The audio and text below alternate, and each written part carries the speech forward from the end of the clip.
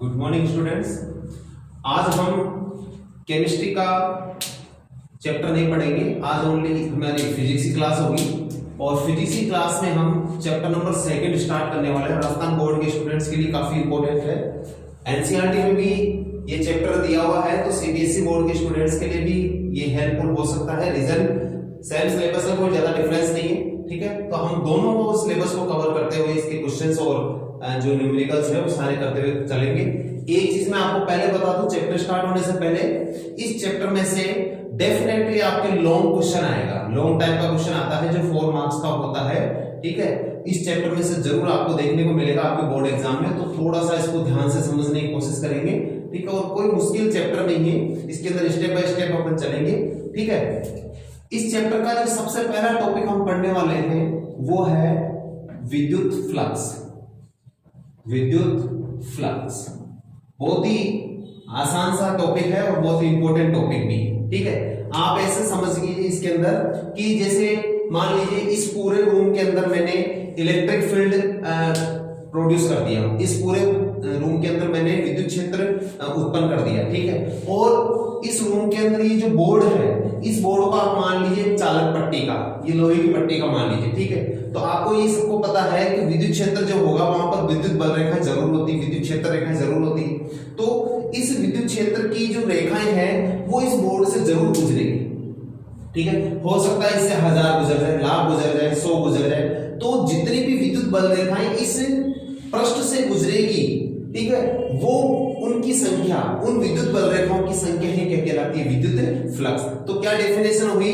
Definition हुई कि विद्युत क्षेत्र में स्थित किसी पृष्ठ से गुजरने वाली विद्युत बल रेखाओं की संख्या, वो संख्या ही क्या कहलाती है? विद्युत फ्लक्स, ठीक है। और फ्लक्स जो होता है उसको दर्शाता है फाई से, लेकिन विद्युत फ्लक्स है तो विद्युत आते हैं क्या लगेगा यहाँ पर? ई। हम जब चुंबक वाला चैप्टर पढ़ेंगे तो उसमें भी आएगा चुंबकीय फ्लक्स, ठीक है। और इसका फॉर्मूला होता है E डॉट ds, ठीक है। E डॉट ds, E क्या है?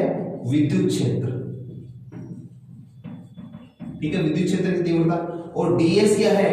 ये जो है पृष्ठ, इसका अल्पांश क्षेत्रफल ले लिया हमने, एक छोटा सा भाग ले लिया, ठीक है। तो ये हो गया अल्पांश क्षेत्रफल,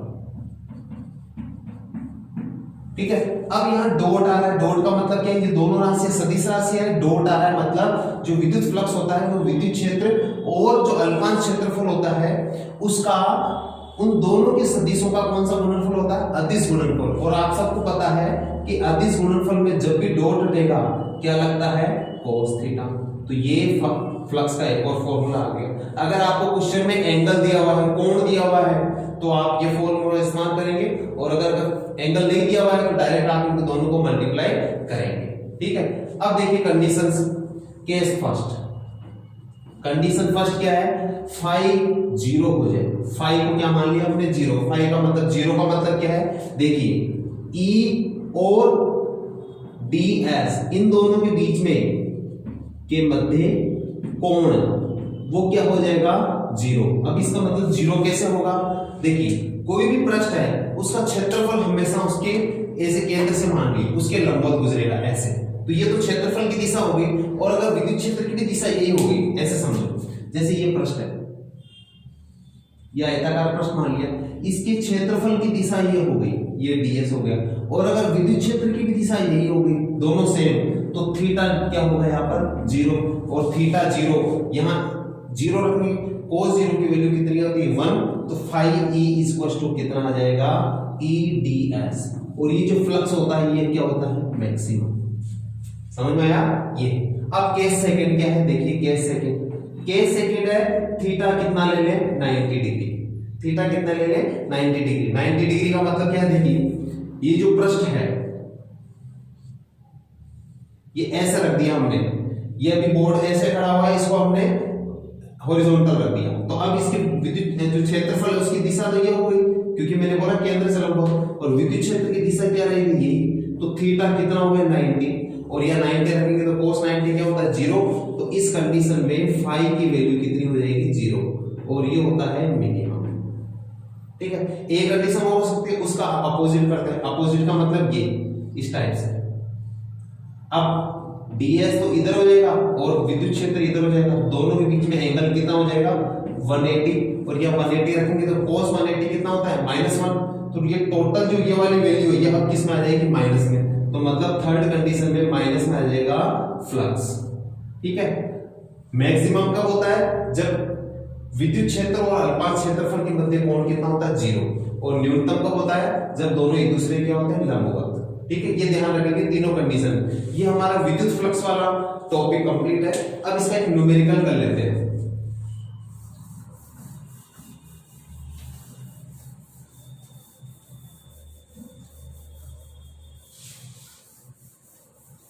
अब देखिए इसका एक न्यूमेरिकल करेंगे हम। ठीक है, तो न्यूमेरिकल देखिए इसके अंदर। न्यूमेरिकल करने से पहले एक बार इसमें आप मात्रक वगैरह देख लेते हैं। विद्युत फ्लक्स का मात्रक क्या है? देखिए विद्युत फ्लक्स का हमने अभी फॉर्मूला पढ़ा, क्या होता है EdS। ओके, अब E विद्युत क्षेत्र है, तो विद्युत क्षेत्र का मात्रक क्या होता है न्यूटन प्रति कूलॉम, और साथ में इसमें मल्टीप्लाई क्या है क्षेत्रफल, क्षेत्रफल का मात्रक क्या होता है ये, तो इन विद्युत फ्लक्स का मात्रक क्या हो गया न्यूटन प्रति कूलॉम इनटू मीटर स्क्वायर। इन सबको मिला के हम वेबर बोल सकते हैं। ठीक है ना, आप ये ध्यान रखेंगे कि एमपीएस पद्धति में मात्रक। अब इसकी विमा निकाले तो देखिए फॉर्मूला से विमा न्यूटन मतलब फोर्स की विमा क्या होती है ये m1 l1 t-2। इधर मीटर स्क्वायर है, लेंथ है, तो लेंथ की विमा क्या होती है L2 अपॉन कूलॉम की विमा आप सबको पता है, चार्ज की विमा ये होगी। इन सबको सोल्व करेंगे। देखिए m1 l1 और l2 कितना हो गया l3, ये ऊपर जाएगा माइनस में, -2 पहले से -1 और आ गया तो -3, और ये a-1, ये इसका मात्रक और इसकी विमा। ठीक है, मैंने बताया था आपको कि आपके बोर्ड एग्जाम में 13 क्वेश्चन छोटे क्वेश्चन आएंगे, 13 क्वेश्चन। ठीक है, उन 13 में से एक नया क्वेश्चन आपको मात्रक और विमा वाला जरूर देखने को मिलेगा डेफिनेटली। इसलिए आप चैप्टर वाइज जितने भी फॉर्मूलाज आ रहे हैं उन सब फॉर्मूलाज के मात्रक और विमा जरूर याद करने की कोशिश करेंगे। ठीक है, अब देखिए हम एक न्यूमेरिकल कर रहे हैं यहां से।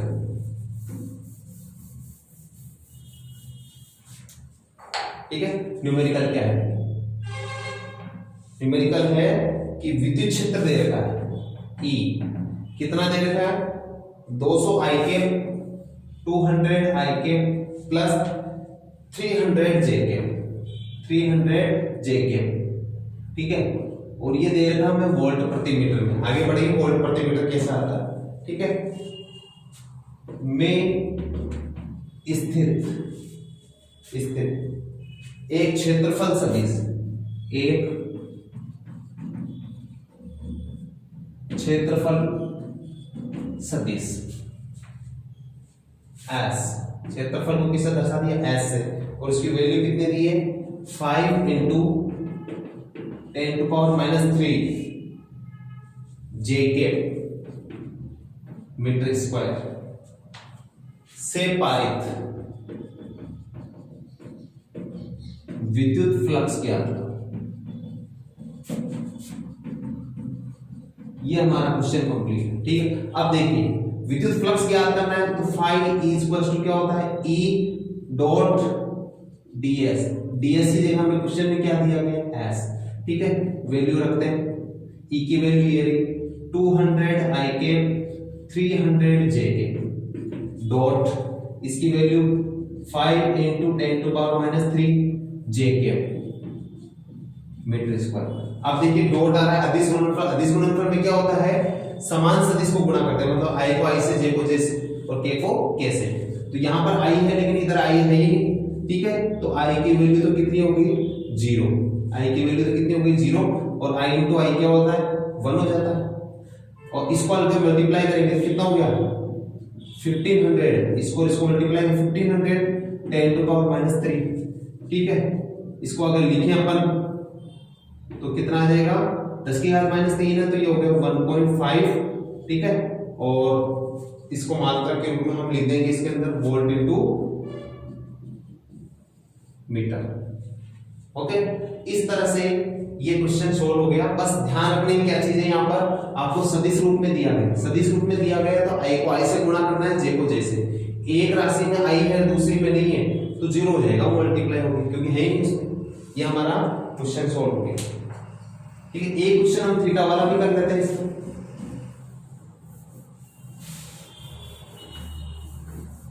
थीटा वाला क्वेश्चन करेंगे। ठीक है, देखें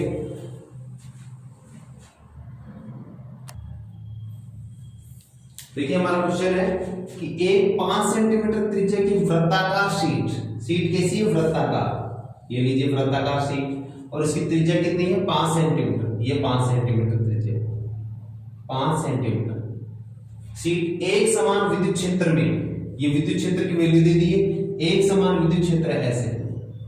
ठीक है, ये एक समान विद्युत क्षेत्र, एक समान विद्युत क्षेत्र बताया था, विद्युत बल रेखा एक दूसरे के समांतर होती है और इसकी वैल्यू कितनी है, 5 × 10⁻⁻5 स्थित है कि इसका तल, ये जो शीट है ऐसे स्थित है कि ये जो शीट है वो विद्युत क्षेत्र के साथ कितना कोण बना रही है, 30 डिग्री। इसका क्षेत्रफल नहीं बना रहा है, ध्यान रखिएगा, इस शीट का क्षेत्रफल कोण नहीं बना रहा है, ये शीट खुद विद्युत क्षेत्र के साथ कोण बना रही है, कितना डिग्री, 30 डिग्री। तो शीट से पारे, बस ये चीज थोड़े ध्यान रखने की जरूरत है, आप कर लोगे।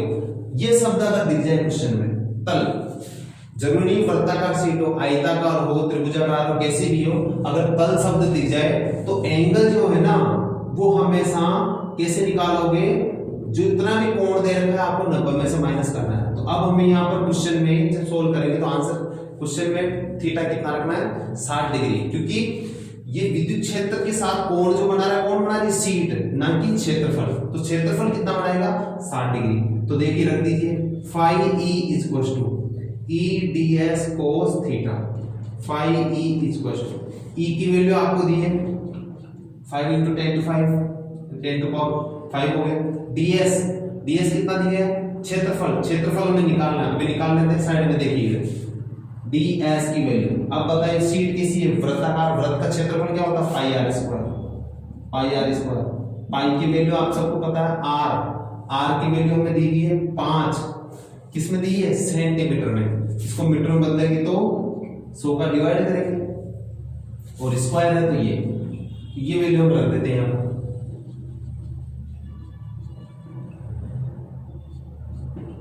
ठीक है, और कोस कितना आएगा, 60।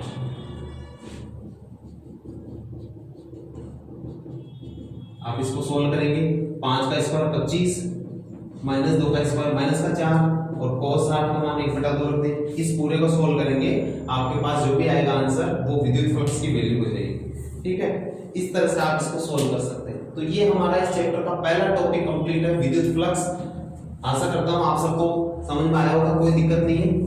ओके, अब देखिए एक छोटा सा पॉइंट में यहां समझा देता हूं, क्या मतलब। जैसे मान लो आपको दे दिया कि ये कोई पृष्ठ है, ठीक है, यहां पर फ्लक्स की 2 वैल्यू दे रखी, phi e1 दे रखा है 1500, ठीक है, और जो मात्रक है वो देख लीजिए, और ऐसे ही phi e2 दे रखा है -1000 और जो मात्रक है। ओके, आपसे बोले कि इस पृष्ठ से संबद्ध कुल फ्लक्स कितना होगा, ET का मतलब टोटल कितना होगा और उसकी प्रकृति कैसी होगी। प्रकृति का मतलब होता है प्लस माइनस कैसा होगा। तो देखिए इसमें ध्यान से समझेंगे, टोटल निकालने के लिए दोनों को ऐड करेंगे, ये लीजिए दोनों को ऐड कर रहे हैं, इसकी वैल्यू कितनी है 1500, इसकी 1000, तो आंसर आया हमारे पास में प्लस का 500 और जो मात्रक है वो आप देखते जाएंगे इसकी यूनिट। तो प्लस का आया ना 500, तो वैल्यू तो आ गई हमारे पास 500, लेकिन प्रकृति का मतलब है कि प्लस होगा कि माइनस, ये रहा प्लस। अब इसका मतलब क्या है, ध्यान से सुनिए, अगर फ्लक्स की वैल्यू प्लस आती है मतलब फ्लक्स कैसा है, निर्गत मतलब फ्लक्स जो है पृष्ठ से कहा जाएगा बाहर जाएगा, और यही अगर माइनस होता तो फ्लक्स कैसा होता, निवेशी मतलब फ्लक्स जो है अंदर एंटर होगा। इनका मतलब क्या है, निर्गत का मतलब क्या है कि विद्युत बल रेखाएं पृष्ठ से बाहर गति कर रही है, और निवेशी का मतलब विद्युत बल रेखाएं पृष्ठ के अंदर गति कर रही है, ये मतलब होता है। ठीक है, जैसे मान लीजिए इधर से बल रेखाएं जा रही है, तो ये जो आएगी ये किस में जाएगी, माइनस में फ्लक्स होगा, क्योंकि अंदर एंटर कर रही है, और अगर ये दूसरी तरफ से निकलेगी तो फ्लक्स की वैल्यू क्या होगी, प्लस, क्योंकि ये बाहर निकल रही है। इस तरह से चले अब एक नया टॉपिक पढ़ते हैं अपन, सतत आवेश वितरण। सतत आवेश वितरण, ठीक है, इसको क्या बोलते हैं? Continuous charge distribution. इंग्लिश में क्या बोलते हैं? सतत को क्या बोलते हैं? कंटिन्यू, आवेश को चार्ज, और वितरण को क्या बोलते हैं? डिस्ट्रीब्यूशन। तो इसका मतलब क्या है, ध्यान से सुनिए। जैसे मान लीजिए ये मेरे पास एक कंडक्टर है, कंडक्टर मतलब चालक, ठीक है, ये लोहे की कोई चीज मान लीजिए, मैंने इसको करंट दिया, तो इस पर क्या वितरित हो जाएगा? आवेश। इस पर आवेश फैल जाएगा, चार्ज फैल जाएगा इसके ऊपर। तो वो जो चार्ज फैलेगा वो ये नहीं कि यहाँ ज्यादा हो गया, यहाँ कम हो गया, यहाँ ज्यादा हो गया, वो जो चार्ज होगा वो इस पूरे के ऊपर इक्वल डिस्ट्रीब्यूट होगा, बराबर मात्रा में वितरित हो जाएगा, डिस्ट्रीब्यूट हो जाएगा, ठीक है ना। तो जब भी किसी चालक को आवेश दिया जाता है तो जो आवेश होगा वो संपूर्ण चालक पर, संपूर्ण पृष्ठ पर समान रूप से वितरित हो जाता है, और इसी प्रोसेस को क्या कहते हैं? सतत आवेश वितरण। समझ में आया? चलिए आगे चलते हैं। अब जो सतत आवेश वितरण की डेफिनेशन मैंने बता दी कि जब किसी चालक को आवेश दिया जाता है तो वो जो आवेश होगा वो चालक पर समान रूप से, उसके पृष्ठ पर सभी जगह पर समान रूप से वितरित हो जाएगा, और इसी प्रक्रिया को क्या कहते हैं? सतत आवेश वितरण, continuous charge distribution. English medium वाले स्टूडेंट जो है ऐसे लैंग्वेज आप लिख सकते हैं, ठीक है। अब देखिए ये जो है ये कितने टाइप्स का होता है? 3 टाइप्स का, 3 टाइप का होता है। एक तो होता है रेखीय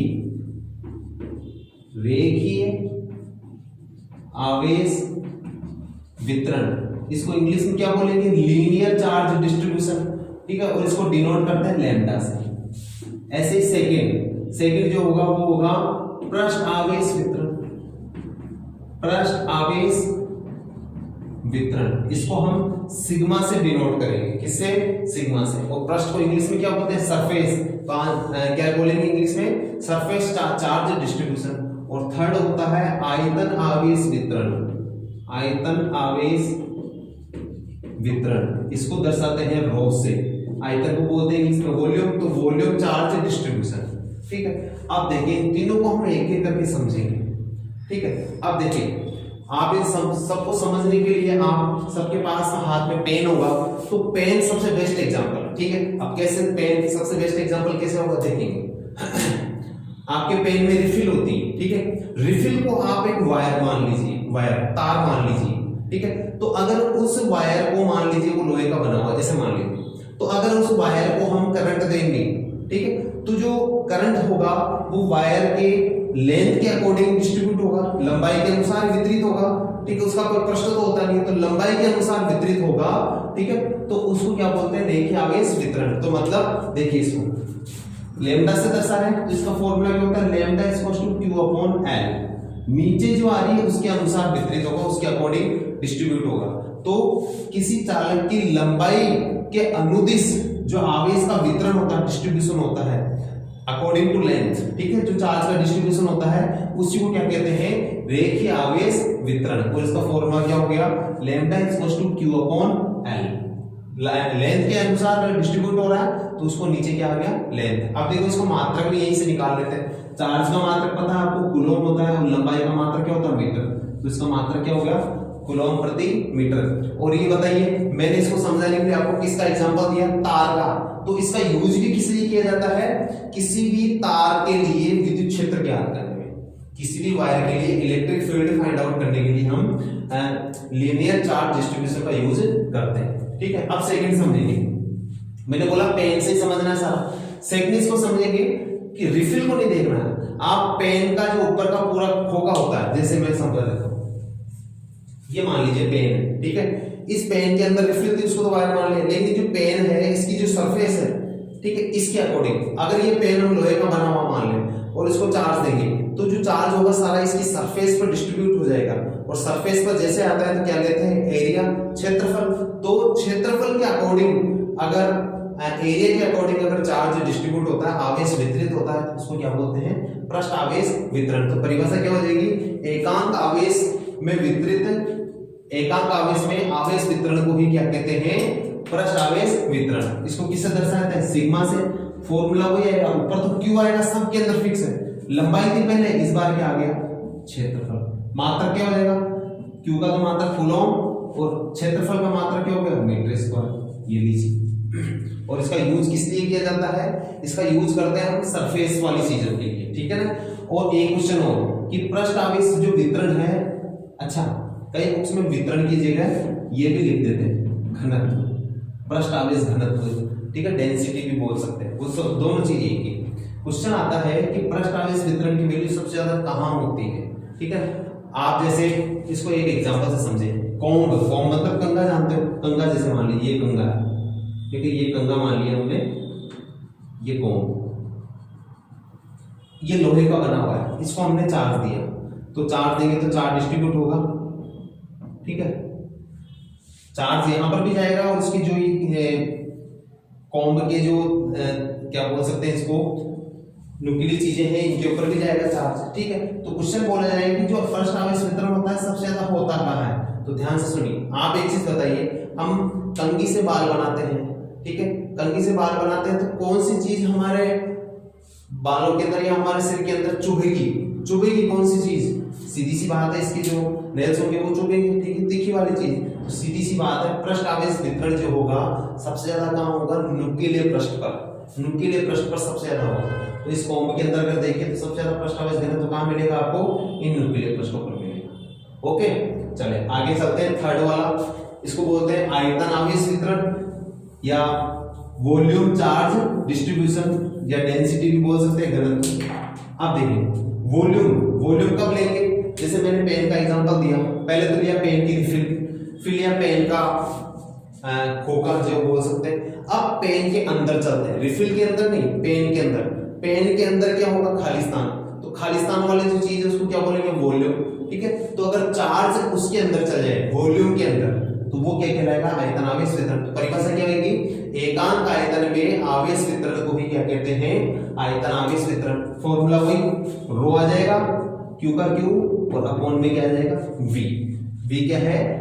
वॉल्यूम, ठीक है। मात्रक देखो, आवेश का मात्रक कूलम और आयतन का मात्रक आप सबको पता है क्या होता है? मीटर क्यूब, ये लीजिए। तो इस तरह से ये आवेश वितरण होता है 3 प्रकार का। आगे पूरे चैप्टर में ये बहुत काम की चीजें रहेंगी। आगे एक नियम पढ़ेंगे हम अभी, गॉस का नियम, तो बहुत ज्यादा इंपॉर्टेंट रहेगा उसके अंदर, ठीक है। तो मैंने बताया ये तो किसके लिए काम में लेंगे? तार जैसी चीजों के लिए। ये किसके लिए? हम पृष्ठ के लिए, ठीक है, कोई सीट वगैरह आ गई, ठीक है। और ये किसके लिए लेंगे हम? जैसे स्फीयर हो गया, गोला हो गया, गोला खोखला भी हो सकता है अंदर से और पूरा भरा भी हो सकता है। खोखले का मतलब जैसे टेनिस की बॉल है, टेनिस की बॉल अंदर से खोखली होती है, ठीक है। और एक होती है ऐसी रबड़ की बॉल पूरी भरी है अंदर से, ठीक है। तो स्फीयर के लिए ले लेंगे, गोले के लिए, तब क्या लेंगे हम? आयतन आवेश वितरण, ठीक है। इस तरह से सतत आवेश वितरण कितने प्रकार का होता है? 3 प्रकार, ठीक है। तीनों प्रकार आपको आने चाहिए, कब कौन सा काम में लेते हैं वो आप सबको क्लियर होना चाहिए। ओके, चले अब आगे बढ़ते हैं, ठीक है। अब देखो हम पढ़ेंगे गॉस का नियम, बहुत इंपॉर्टेंट है। मैंने बताया था इस चैप्टर में लॉन्ग टाइप का क्वेश्चन डेफिनेट आता है, वो इसी टॉपिक से आता है, ठीक है। तो गॉस का नियम होता है क्या? देखिए आप इसको ऐसे समझिए कि जैसे ये कमरा है, ठीक है। इस कमरे के अंदर, पूरे के अंदर विद्युत क्षेत्र है, ठीक है। अब इस कमरे के अंदर मैंने जैसे मान लीजिए ये बोतल है, ठीक है, ये बोतल है, ये बोतल रख दी, ठीक है। तो ये बोतल क्या है? बंद है क्या? ठीक है, बंद है। ओके, पहली कंडीशन तो है कि गॉस का नियम कब लगेगा? बंद पृष्ठ होना चाहिए, बिल्कुल पैक। अब दूसरा क्या है कि ये जो बंद पृष्ठ है यहाँ पर प्रेजेंट था, ठीक है। तो अब इस बंद पृष्ठ के अंदर कुछ चार्ज भी हमने दे रखा है, ठीक है, चार्ज दे रखा है। तो क्वेश्चन ये गॉस का नियम क्या बताता है कि कोई भी विद्युत क्षेत्र है, अगर उसके अंदर कोई बंद पृष्ठ स्थित है, ठीक है, तो उस बंद पृष्ठ से संबद्ध जो आवेश होगा वो विद्युत फ्लक्स होगा, उस पृष्ठ से संबंधित क्या होगा? विद्युत फ्लक्स। जैसे मान लो ये हमने कमरा माना, इसके अंदर क्या है? बंद पृष्ठ था, ये बंद पृष्ठ मान लिया, ठीक है। इसके अंदर टोटल चार्ज कितना मान लिया हमने? सिग्मा क्यू, ठीक है। अभी बोला है कि इस पृष्ठ से संबंधित फ्लक्स कितना होगा? ये फ्लक्स। तो मतलब गॉस के नियम से हम किसी भी पृष्ठ से संबंधित विद्युत फ्लक्स निकालेंगे और फिर उससे हम विद्युत क्षेत्र की तीव्रता निकाल सकते हैं। तो नियम क्या है? नियम ये है, देखो मैं लिख देता हूं क्योंकि इस नियम का एक एक वर्ड बहुत इंपॉर्टेंट होता है, ठीक है। देखो फाई ई ये होता है sigma Q upon epsilon not, ये तो इसका मैथमेटिक फॉर्म है, ये इसका गणितीय रूप है गाउस का नियम का। अब ये नियम क्या कहता है, देखो इधर ये बताओ नोट आ रहा है, नोट आते क्या होता है, निर्वात। निर्वात मतलब वैक्यूम, ठीक है। और सिग्मा मतलब क्या होता है, टोटल, कुल। और क्यू मतलब क्या होता है, आवेश। और ये पूरा जो पृष्ठ है, पृष्ठ कैसा होना चाहिए, बंद पृष्ठ। और ये कहां पर स्थित होना चाहिए, विद्युत क्षेत्र में। और विद्युत क्षेत्र कहां पर है बताओ, निर्वात, ठीक है। तो अब क्वेश्चन क्या आएगा कि निर्वात में स्थित किसी विद्युत क्षेत्र में अगर कोई बंद पृष्ठ स्थित है, उस बंद पृष्ठ से संबद्ध कुल विद्युत फ्लक्स, ये विद्युत फ्लक्स, ये क्या है, विद्युत फ्लक्स। तो निर्वात में स्थित किसी, कोई भी निर्वात है, उससे विद्युत क्षेत्र है, उसके अंदर अगर कोई बंद पृष्ठ स्थित है, तो उस बंद पृष्ठ से संबद्ध कुल विद्युत फ्लक्स होगा, संबद्ध, ठीक है। संबंध कोई नहीं लिखेगा, संबद्ध विद्युत फ्लक्स उस पृष्ठ में स्थित कुल आवेश और जो एप्सिलॉन नॉट है उनके अनुपात के क्या होगा, बराबर, ठीक है। अब इसको हम ऐसा लिख सकते हैं, phi E equals to sigma Q को अलग लिख सकते हैं और एप्सिलॉन नॉट को गुणा में अलग लिख सकते हैं। तो क्या बोलेंगे कि किसी, ये सिग्मा फॉर्मूला, ये ई नहीं है, ठीक है, ना ही एप्सिलॉन है, ये सिग्मा का समेशन वाला जो टोटल वाला फॉर्म। तो विद्युत क्षेत्र में स्थित किसी बंद पृष्ठ से, ठीक है, निर्वात में भी आएगा, निर्वात में विद्युत क्षेत्र में स्थित किसी बंद पृष्ठ से संबद्ध कुल विद्युत फ्लक्स उस बंद पृष्ठ में स्थित कुल आवेश तथा 1 एप्सिलॉन नॉट के गुणनफल के बराबर होता है। ये गाउस के नियम का की डेफिनेशन हो गई। इसको अच्छे से याद कर लेंगे, इसको अच्छे से इसका गणितीय रूप आना चाहिए आप सब। चलिए, ये विद्युत जो गाउस का नियम है ये कंप्लीट। अब देखो गाउस का नियम क्या क्या हमें इंफॉर्मेशन देता है। पहली कंडीशन, गाउस के नियम के लिए क्या जरूरी, बंद पृष्ठ, ठीक है, पेग हमें एक सरफेस चाहिए। दूसरा, गाउस का नियम तभी लगेगा जब कूलॉम का नियम लग रहा हो, ठीक है। गाउस का नियम कब लगेगा, जब कूलॉम का नियम लग रहा है। कूलॉम के नियम हमने पढ़ा था कि अपॉन में क्या आता था, आर स्क्वायर, ठीक है ना। तो जहां पर भी आर स्क्वायर वाली फॉर्म आएगी कूलॉम का नियम वाली, वहीं पर गाउस का नियम लगेगा। ओके, अब आगे इसमें देखेंगे कि गाउस के नियम के अंदर कब विद्युत फ्लक्स का मान 0 हो सकता है। ये बताइए, पृष्ठ है, इस पृष्ठ के अंदर अगर कुल आवेश 0 है तो फ्लक्स भी क्या होगा, 0। ये गाउस का नियम बताता है, ठीक है। दूसरा बताता है कि अगर किसी पृष्ठ से निर्गत फ्लक्स और निवेशी फ्लक्स बराबर है, मतलब क्या है, निर्गत फ्लक्स जो बाहर जा रहा है वो भी बराबर, वो भी उतना ही जितना क्या है एंटर हो रहा है। तो जितना एंटर हो रहा है उतना ही बाहर जा रहा है, तो टोटल आंसर क्या आएगा, 0। तब भी फ्लक्स का मान क्या होगा, 0। तो ये गाउस का नियम कुछ इंफॉर्मेशन हमें देता है, ये हम आगे न्यूमेरिकल के रूप में भी करेंगे आगे, ठीक है। अब देखिए, जो गाउस का नियम होता है उसको हम बना कैसे सकते हैं, ये बना कैसे, गाउस का नियम कैसे बना, ठीक है, ये हम थोड़ा सा समझते हैं यहां से, ठीक है, देखेंगे इसमें। अब देखो, ये पृष्ठ है, ठीक है, ये इसका सेंटर मान लिया हमने। यहां पर देखा ये विद्युत क्षेत्र की तीव्रता की दिशा हो गई, ठीक है, और ये यहाँ पर इसके क्षेत्रफल की दिशा हो गई, ठीक है। तो यहाँ पर जो कोण बन रहा है, अब इसको हम क्या बोलेंगे, डी ओम, क्योंकि ये आयत, ये वृत्त नहीं है, वृत्त नहीं है, बंद पृष्ठ है, तो मतलब एक तरह से स्फीयर, गोला मान लीजिए इसको, ठीक है, गोला। और गोले के लिए हम रेखीय कोण लेते हैं, वहां पर क्या लेते हैं, घन कोण, क्या लेते हैं, घन कोण। और हमने 11th क्लास में पढ़ा था घन कोण को किससे दर्शाते हैं, डी ओम से, ठीक है। अब देखिए इसको, हाँ, ये हमने थीटा कितना मान लिया यहाँ पर, डी ओम। अब देखो कैसे हम इसको समझ सकते हैं। हमने पढ़ा था विद्युत क्षेत्र की तीव्रता क्या होती है, के क्यू अपॉन आर स्क्वायर, पढ़ा था। अब ये बताओ, के की वैल्यू हमने पढ़ी थी 4 पाई एप्सिलॉन नॉट, क्यू का क्यू और आर स्क्वायर, ठीक है, ये हमने पढ़ा था। और फ्लक्स क्या पढ़ा था, फ्लक्स हमने पढ़ा E D S cos theta, ठीक है। चलिए रखते हैं, ये वाला पूरे वैल्यू यहाँ रख दो, तो क्या हो जाएगा 1/4 pi epsilon naught Q upon R square, ये हो गया डी एस और ये हो गया कोस थीटा, ठीक है। अब देखिए, ये तो एक छोटे से पार्ट का हो गया, इतने से का, क्योंकि डीएस लगा हुआ, तो हम इसका क्या करेंगे, समाकलन, ठीक है, समाकलन, ठीक है, समाकलन करेंगे। तो देखो, जैसे फ्लक्स तो है Q upon 4 pi epsilon naught R square ds cos theta. अब देखिए इधर, इसके अंदर हम ये कॉमन लेते हैं, q upon 4 pi epsilon not, common का मतलब बाहर ले लिया हमने, तो क्या बच गया अंदर ds cos theta upon r square, ds cos theta upon r square, और इसी को हम क्या बोल रहे हैं यहाँ पर d ohm, q upon 4 pi epsilon naught, और ये जो पूरा है ये किसके बराबर होता है, d ओम के, ये किसके बराबर होता है, d ओम के, ठीक है यहाँ पर। और जो d ओम होता है, d ओम होता है, उसकी जो समाकलन वैल्यू होती है वो होती है 4 पाई, कितनी होती है 4 पाई, 4 पाई का मतलब कितना हो गया, 1 पाई में कितने होते हैं 180, ठीक है, तो 4 पाई में कितने हो जाएंगे 720 के लगभग, ठीक है, तो 4 पाई, तो यहां से अगर कट करें तो 4 पाई से 4 पाई गया, तो बताओ फाई ई इक्वल टू क्या आ गया हमारे पास, q अपॉन एप्सिलॉन नॉट, तो बताओ यही तो गाउस का नियम था हमारा, ठीक है। इस तरह से हम फॉर्मूला से गाउस का नियम बना सकते हैं, ठीक है, नोट कर लेंगे आप।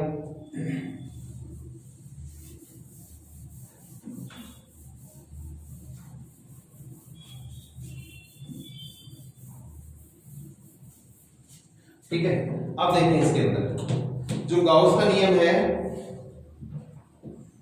उससे रिलेटेड हम कैसे न्यूमेरिकल कर सकते हैं। जैसे मान लीजिए ये हमें आकृति दे दी, ये डायग्राम दे दिया, ठीक है, इसकी त्रिज्या दे दी हमें r, ये बोला कि इससे संबंधित विद्युत फ्लक्स निकालो, तो बताओ ये तो आधा गोला हुआ, हाफ स्फीयर, तो मान लीजिए ये ऐसा था, ठीक है, और इसका टोटल जो आवेश हमें कितना दे दिया q, कितना दे दिया q, ये ऐसा था, हमें पूछा गया केवल इसका आधे का, तो हम क्या करेंगे, गाउस का नियम लगेगा, यहाँ पर बंद पृष्ठ हो गया ना, गोला, गोला क्या होता है बंद पृष्ठ, तो बताओ टोटल के कारण क्या होता है q अपॉन एप्सिलॉन नॉट, हमें सिग्मा क्यों नहीं लगाया, क्योंकि टोटल चार्ज हमें कितना दिया है q, ठीक है। अब ये बोल रहा है केवल इसका निकालो, आप तो पूरे का नहीं, तो ये तो पूरे के कारण था, तो हाफ के कारण क्या हो जाएगा, इसको भी हाफ कर दो, तो ये आंसर आ जाएगा। इस तरह से हम इसको कर सकते हैं, ठीक है। एक और क्वेश्चन मैं आपको समझाने की कोशिश करता हूं, देखो इधर, देखो दो आकृतियां दी आपको, ये वापस ले लेते हैं, एक आधा स्फीयर इधर दे रखा, ये लीजिए, एक आधा स्फीयर इधर दे रखा, ये ऐसे, ठीक है। अब देखेंगे इसमें तो जो विद्युत क्षेत्र है, इलेक्ट्रिक फील्ड है, उसकी डायरेक्शन ऐसे दे रही है, और इसमें इलेक्ट्रिक फील्ड की डायरेक्शन ऐसे दे रही है, और मैंने बताया था जो क्षेत्रफल होता है उसकी डायरेक्शन तो फिक्स है, ये इधर ds और ऐसे इसका ये ds, ठीक है। आपको पूछा गया फाई ई निकालो, दोनों में फाई ई, तो देखो सबसे पहले तो इसके अंदर आप बताओ ds तो इधर आ रहा है और ये इधर जा रहा है, तो अगर मैं इसको पीछे बढ़ाऊं, इसको पीछे बढ़ाऊं, तो बताओ कितना डिग्री पे काटेंगे, 90 डिग्री पर, ठीक है। तो बताओ फाई ई इक्वल टू क्या होता है, e ds cos theta, phi E equal to ये कितने प्रकार का 90 पर, तो e ds cos 90, और cos 90 कितना होता है 0, तो इसकी कंडीशन में तो फाई ई कितना आ गया 0। लेकिन इसमें देखो ये तो इधर आ, ये अपोजिट जा रहा है, तो मतलब कितना हो गया 180, ठीक है। तो यहाँ अगर cos थीटा की जगह 180 रखेंगे, तो cos 180 कितना होता है -1, ठीक है। तो फाई ई इक्वल टू कितना आंसर आएगा e ds। इस टाइप का ये क्वेश्चन, सेम क्वेश्चन आपके बोर्ड एग्जाम में आ चुका है, इसको ध्यान से समझेंगे, ठीक है। तो इस तरह से आज हमने लगभग 3 टॉपिक कंप्लीट किए। कौन कौन से? सबसे पहला टॉपिक हमने कंप्लीट किया विद्युत फ्लक्स, ठीक है, क्या होता है, उसकी क्या डेफिनेशन है, कैसे हम न्यूमेरिकल कर सकते हैं, उसका मात्रक विमा क्या है। दूसरा हमने पढ़ा रेखीय आवेश वितरण, रेखीय आवेश वितरण हमने 3 टाइप का पढ़ा था,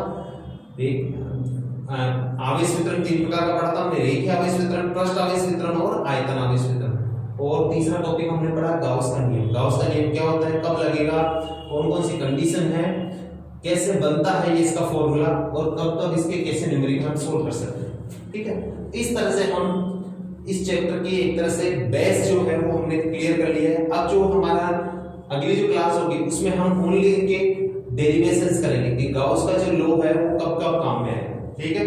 ये देखिए स्टूडेंट्स, मैं आप सबको बता दूं, लॉकडाउन के इस ड्यूरेशन के अंदर आप सब घर पे बैठे ही हैं, ठीक है, आपके पास कोई काम नहीं है, ना तो आपके स्कूल इतना जल्दी खुलने वाले हैं, क्योंकि स्कूल और जो कोचिंग वगैरह ये तो बहुत दूर की बात है, काफी लंबा टाइम लगेगा इनको खुलने में, ठीक है ना, क्योंकि इसमें तो सोशल डिस्टेंसिंग हो ही नहीं सकती।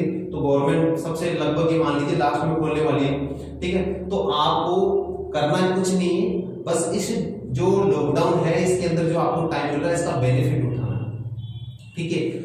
आप ये मत सोचो कि और स्टूडेंट नहीं कर रहे तो हम क्या कर लेंगे। आपके जो बोर्ड के एग्जाम होंगे, ठीक है, जो 2021 के 2021 के जो बोर्ड एग्जाम होंगे वो सेम वही मार्च के मंथ में होंगे। तो स्कूल इस बार लेट स्टार्ट होगी, ठीक है, लगभग ये मान लीजिए जुलाई में भी स्टार्ट हो गई, तो और साल तो जून में स्टार्ट हो जाते, जुलाई में भी कब स्टार्ट होगी कोई पक्का पता नहीं है अभी तक, जुलाई में भी होगी कि नहीं होगी। तो आपको कुल मिला के तैयारी का बहुत कम टाइम मिलने वाला है, ठीक है, कोर्स काफी लेंथी है, तैयारी का बहुत कम टाइम मिलने वाला है। तो आप जितना बेनिफिट उठा सकते हैं आप यहाँ से ले सकते हैं, ठीक है, क्योंकि आप स्कूल नहीं जा सकते, ना ही कोचिंग आ सकते, तो आपके लिए बेस्ट तरीका है कि ऑनलाइन स्टडी करते रहे जब तक आपकी स्कूल कोचिंग ओपन नहीं होते हैं, ठीक है।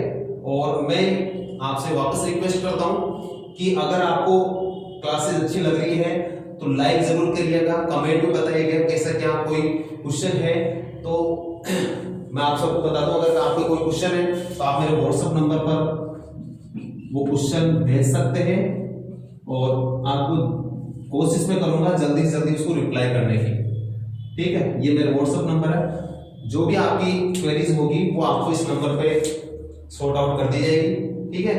और साथ के साथ नोट्स बनाते हुए न्यूमेरिकल को सोल्व करते हुए आप अच्छे से स्टडी करते रहे। Okay, bye.